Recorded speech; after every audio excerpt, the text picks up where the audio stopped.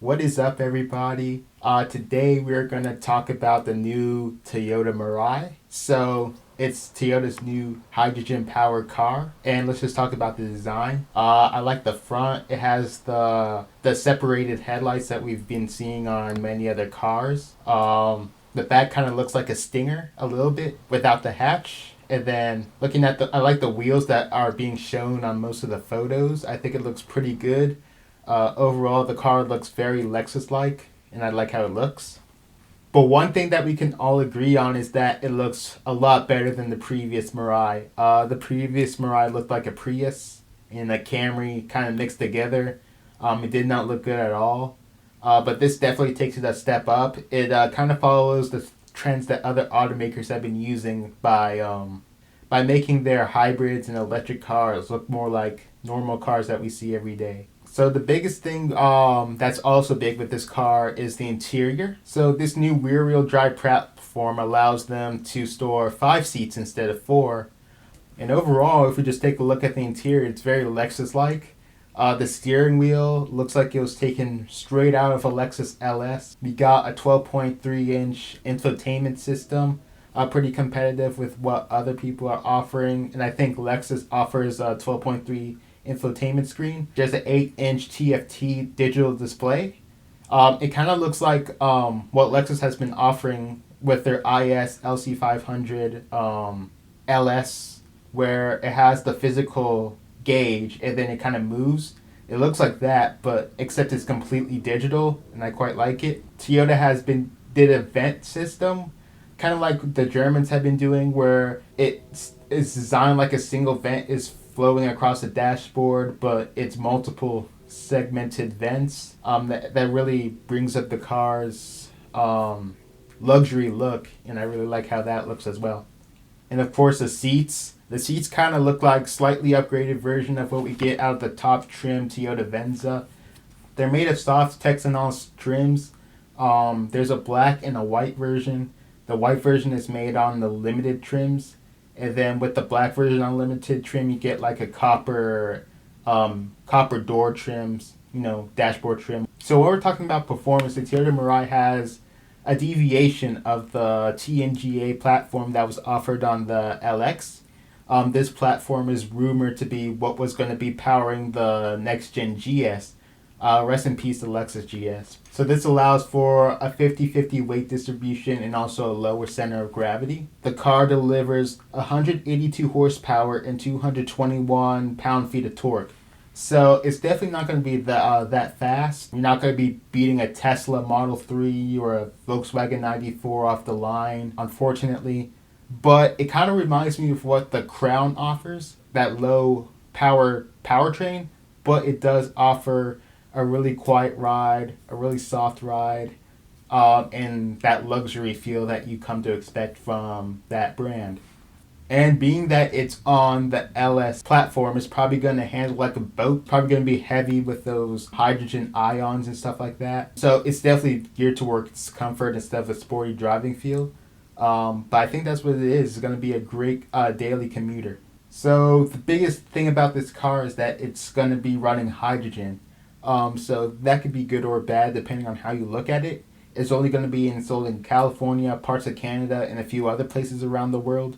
But unlike in the US where the other electric stations are all around the map, it kind of limits you a little bit. So if you're buying this car, you can only drive it in that state, which kind of sucks. At least with the electrical powertrains, you can drive from station when your car runs out and fill it up and then keep going. So it's at least possible to do some out-of-state trips if you're driving an electric car. This kind of decreases the advantage you get from having a hydrogen car, which is that you're able to fill it up relatively quickly like a gas car. Unlike electric car, we have to wait 30-40 minutes for you to be able to drive on if you're traveling cross country or anything. And also the advantage of the electrical car where you can fill it up at home is not there anymore because it's hydrogen powered now. So it's kind of a give and take. Hopefully Toyota can and other brands can make hydrogen actually viable by expanding the infrastructure around the United States and the globe and it would give us a nice alternative between gas powered and electrical powered cars. And the other thing that hydrogen has a disadvantage with the powertrain is the price to fill up. So a gas might be maybe $2, $3, $4 a gallon at most. Yeah, so hydrogen is measured in kilograms, and it's about $16 per fill up per kilogram, which can get expensive. But it's good that brands like Hyundai and Toyota and some of the other ones that are giving you money, gas credit in order to fill up at a station. Toyota offers 15,000 in fuel when you buy or lease a Mirai. So, and I read somewhere that the average cost to fill up a hydrogen car from zero to full is about $80. So if you take that 15,000 divided by 80 and 4,000 and 400 miles, you get about 75,000 miles of hydrogen. Of course, the hydrogen price and miles will vary, but it's kind of cool that it makes sense if you live in that region because you can lease the car, basically have your gas paid for around 65 to 80,000 miles, and you can just beat up on the car and use it as a daily commuter, which is pretty cool. But let's get to the actual Toyota site where we can compare the trims and actually build the car. Let's get right into it. You need a zip code in California, or else it'll give you an error, and then it'll also remember your zip code, so you can't build it at all. Let's take this, copy.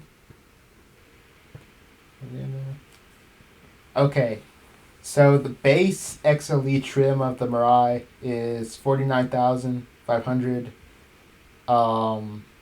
It comes standard with 19-inch rims, heated power folding mirrors, dual zone climate control, wireless charging.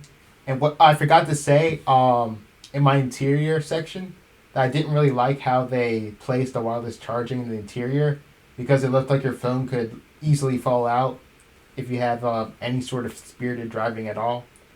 Toyota Safety Sense, blind spot monitoring.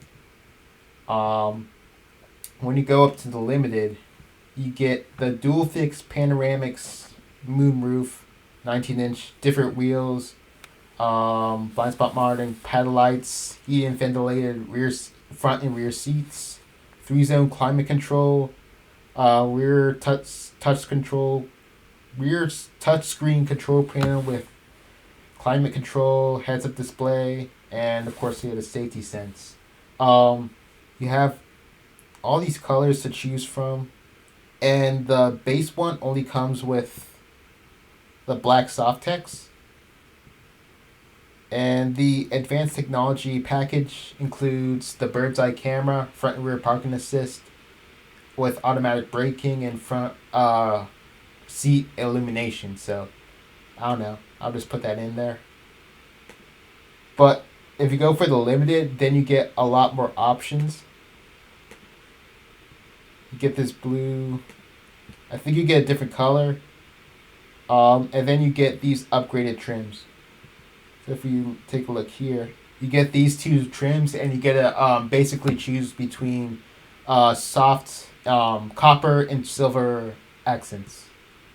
And then you can add rims, the rims that they've been showing on every press fleet Toyota Mirai here.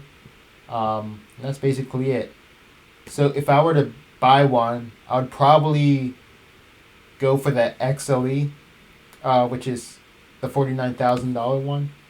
I'm not sure if because the difference between the XLE and the limited is $16,000, which is a lot of money, but also you get the better MPG. You get the better MPG here, and it's still going to be a pretty luxurious vehicle for people to drive. So, but this is just buying it.